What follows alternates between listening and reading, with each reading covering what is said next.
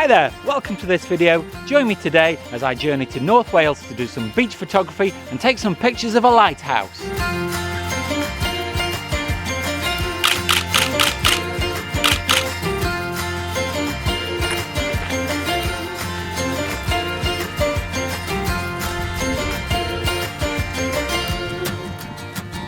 So the plan tonight is to walk down towards the beach and do a bit of photography down on the beach. Hopefully the sunset might appear. It was looking more promising as I set out tonight, but the cloud cover's come right over, so I'm not quite sure what will happen with the sunset. But there is quite a lot of wildlife, so I've got the big lens with me, and I might see some of that. So I don't know whether this will be more landscape or whether it'll be more wildlife, but we'll see what happens. But what is appealing about this location is it's quiet. The last couple of places I've been have been very touristy. Now it might be because it's a Sunday evening and it's about 5:30, so all the crowds have left, or it could just be that it's not a very busy place. Either way though, it's refreshing to have the place to myself.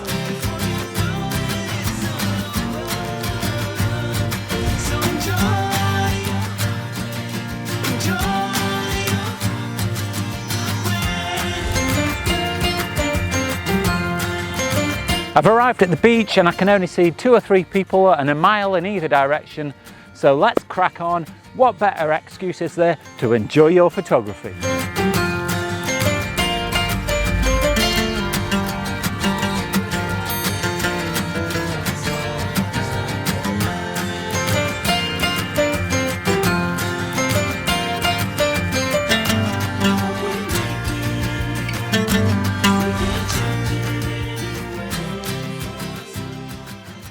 Just at the moment, I'm really struggling to find anything to take a picture of. The seabirds that there are very few and far between, and they're a very long way away. The tide's a long way out and most of the beach is just completely flat. And what interest there is in some of the little pools out here, I'd be taking straight into the sky, which is very bright at the moment. So until the sun starts to go down a bit, I'm going to really struggle to get anything of any quality.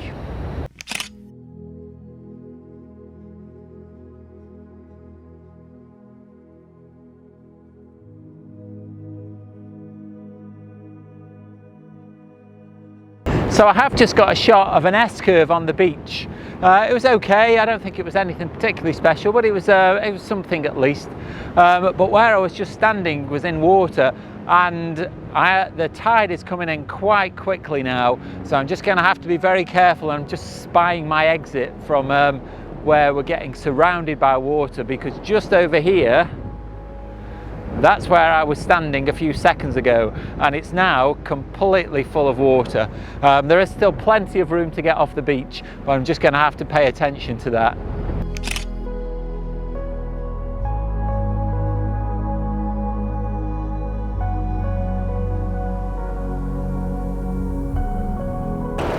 Because this beach is so flat, the tide is coming in so quickly, it's racing in. Behind me about 3 minutes ago was completely dry, and it's just creeping up. Well, it's not creeping, it's racing up the beach to try and catch me up. I was just trying to take a picture of a wooden post that was stuck in the beach, and I just saw the tide filling up around it. I couldn't get it quick enough and set the filters up and get the exposure correct, so I might have something and I might not.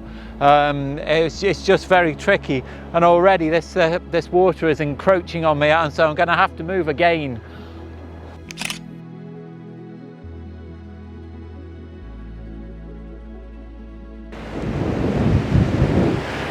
So I'm using the tide to my advantage now. As the tide advances, I'm retreating with it, but I'm using little posts to do some long exposures. I put the big stopper on, and so I've got an exposure of about 8 seconds at the moment that's smoothing the water out, and so this makes some quite artistic, interesting pictures.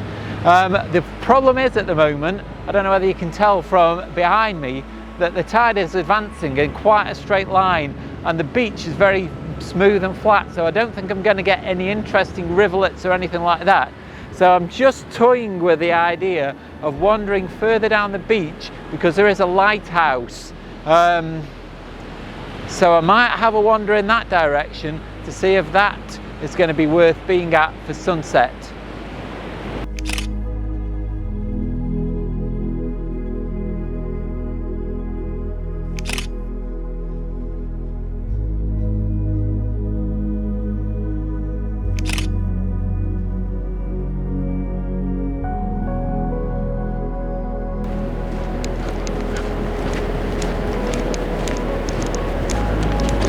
I've had a bit of a change of plan.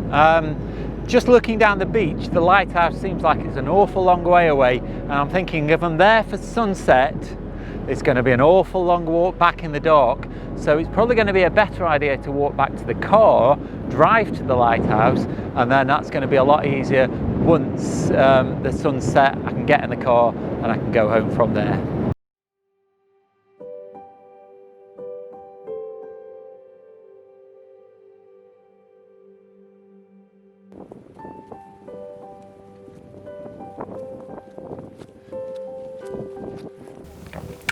So I've had a bit of a mad dash back to the car.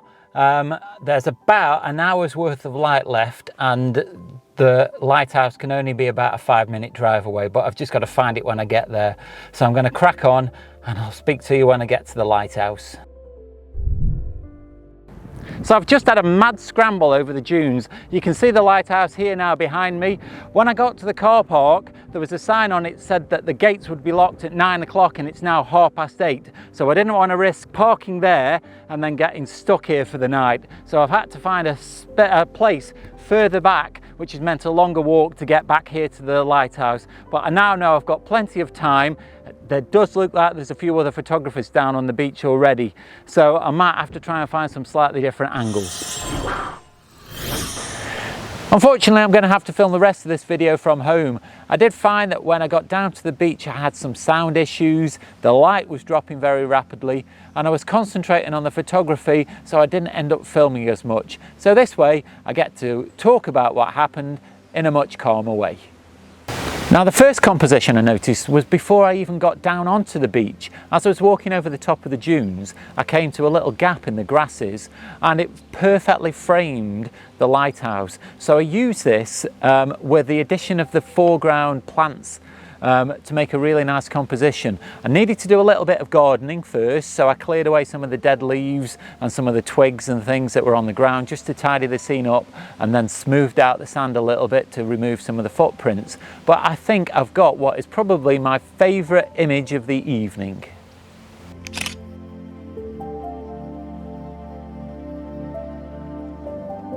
So then I went down onto the beach, and the first shot I got was a wide angle, and I did this on purpose to try and show how grand and epic the scene was and how small and insignificant almost the lighthouse is compared with the beach, and I think this shot does a really good job of that.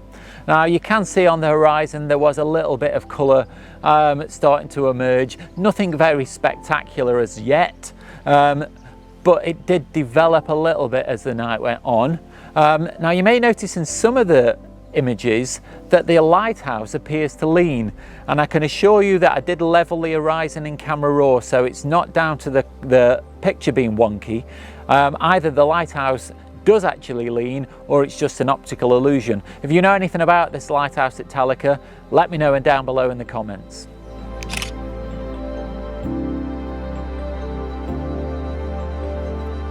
These next couple of shots are very similar compositions. The main difference is that I moved further down the beach, and what this has done is it's moved the colour in the sky and the horizon to a different location. So it just goes to show that by moving your position you can affect what's happening in the background.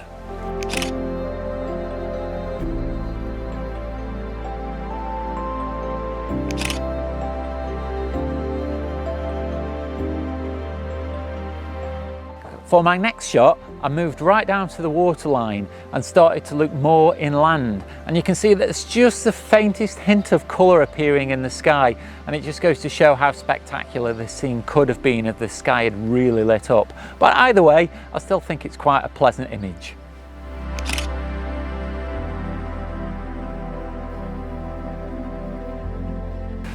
So at this point, I left the beach thinking that all the colour in the sky had ended because the sun had appeared to have set. So I went to the dunes where it was less windy to film the ending to the video, and I noticed through the screen on the camera that the colour behind me was starting to intensify again. So I picked up the cameras, made a mad dash back to the beach. I managed to get one final shot with the colour really intensely in the sky. Now unfortunately the rest of the light had dropped, and taking straight into where the sun was setting didn't do a lot of favours for the exposure of the image. But what I tried to do was get the colour on either side of the lighthouse to show off what that scene looked like. And it's an okay image. It's definitely not the best of the night, but I think it goes to show what this could have been if the sky had have really lit up properly.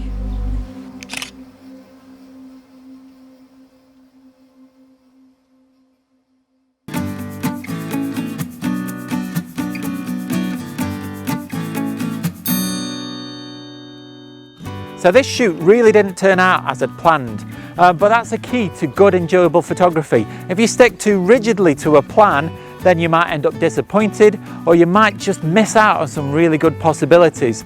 At first I thought I might get some shots of birds, so I took the long lens, and in hindsight they didn't materialise, and I ended up carrying it around and it just became a hindrance. But if I hadn't have taken it and I'd seen a really good bird that I wanted to photograph, I would have missed out on that. Secondly, the beach that I first went to, I got some good shots there and had some good fun trying to avoid the tide, and so that was worth doing. And then the mad dash to the lighthouse at the end was exhilarating, and I ended up getting some shots that I'm really pleased with, particularly that shot of the lighthouse through the grasses. I really like that one. It's just a shame that I didn't get a little bit more of an epic sunset, but those are the things that you deal with when you're doing landscape photography. If you've enjoyed my coastal trip today and haven't already done so, click like, subscribe and the bell notifications to be informed of all of my future content. Watch out for next week's video. That goes live at 4 o'clock on Sunday, but all that's left now is to say stay safe and I'll see you soon. Wowcha. Well, let's straighten this up. That's cockeyed as hell, and I'm going to start it again because I'm too out of breath. Whew. If you've enjoyed following on future content and I've been attacked by a fly, either the cat or foo. Shite hawks.